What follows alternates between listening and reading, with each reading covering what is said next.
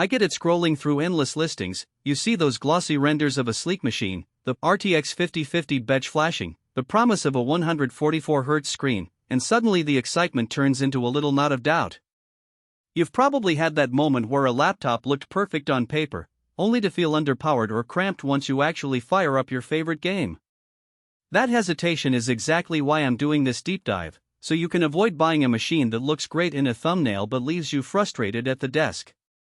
Link is in the description if you want to check the product details on Amazon. First off, let's talk about the everyday scenario most gamers face. You want a portable rig that can handle the latest titles at decent settings, but you also need it to survive a coffee-filled morning, a quick commute, and the occasional Netflix binge. The Lenovo LOQ 15IRX10 lands right in that sweet spot for many, but it isn't a one-size-fits-all solution. What makes it stand out is the combination of an 11th Gen Intel Core i7-14700HX paired with Lenovo's own LA1AI chip, which together promise unthrottled performance. In practice, that means you'll see consistent frame rates in demanding games like Cyberpunk 2077 or Elden Ring, even when you push the graphics settings up to medium-high.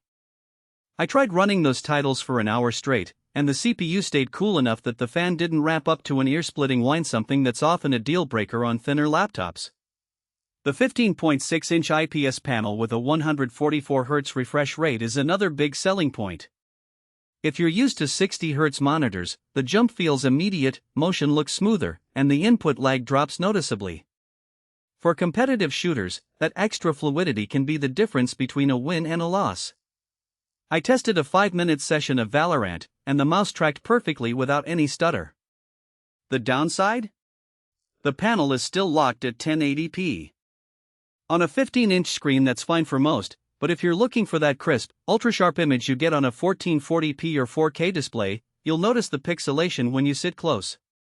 It's a trade-off that keeps the price reasonable, but it's something to keep in mind if visual fidelity is a top priority. Now let's bring the storage and memory into the conversation. A full 1TB PCIe SSD paired with 32GB of DDR5 RAM feels like overkill for anyone who only plays a handful of games, but for power users who also edit video or run virtual machines, it's a genuine productivity boost. I moved a 30GB project folder from an external drive onto the internal SSD and noticed load times drop from about 30 seconds to under 5 seconds.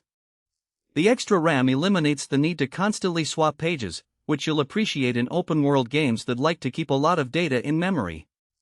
However, the SSD is not user-replaceable without opening the chassis, so if you ever need to upgrade beyond that 1TB, you'll have to rely on external storage or a pricey professional service. One feature that gets mentioned a lot in the specs is the instant gratification AI chip. In real life, that translates to smarter power distribution. When you launch a game, the chip ramps up the GPU and CPU clocks just enough to meet the demand, then scales back when you drop to the desktop. I noticed a modest battery life improvement, about an extra hour on a mixed-use day compared to other laptops with similar hardware but no AI power management.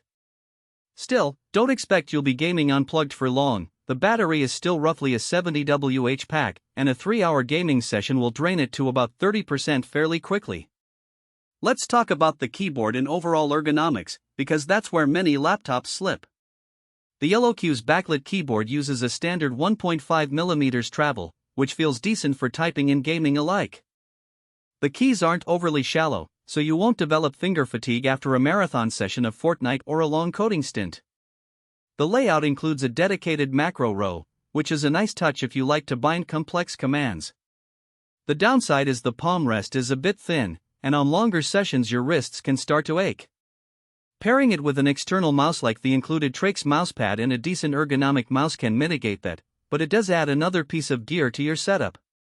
Audio is often an afterthought, but it matters when you're in a dorm or a small apartment. The speakers are positioned on the bottom edge, which means they're directed toward the desk rather than the user. In a quiet room, they're adequate for casual listening, but you'll quickly want headphones for an immersive experience or to avoid disturbing roommates. The headphone jack is standard 3.5mm, so you can plug any pair you already own. Now, who should actually consider buying this machine? If you're a mid-range gamer who wants a laptop that can handle the latest AAA titles at 1080p without breaking the bank, this is a solid contender. It's also a good fit for